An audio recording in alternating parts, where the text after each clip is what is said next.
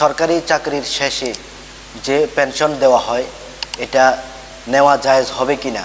এই টাকাগুলো দিয়ে তো সরকার সুদের লেনদেন করে আরও টাকা বৃদ্ধি করে। তো এর উত্তরে আমরা বলবো, সরকারি চাকরির শেষে যে পেনশন দেওয়া হয় একসাথে মোটা অঙ্কের যে টাকাগুলো দেওয়া হয় এগুলো জায়েজ, এগুলো নিতে পারবেন। এখন অনেকে বলতে পারে এই টাকাগুলো দিয়ে তো সরকার সুদের লেনদেন করে থাকে, এই টাকাগুলো দিয়ে সুদের লেনদেন করলেও এই টাকাটা নেওয়া জায়েজ হবে। এর কারণ হলো সরকার প্রতি মাসে মাসে যেই টাকা কেটে রেখে দেয় সেটা কিন্তু পাওনা, যিনি টাকা পান, যার থেকে টাকা কেটে নিয়ে যান তাকে টাকাগুলো দেন না, তাকে না দিয়েই এই টাকা সরকার রেখে দেয়।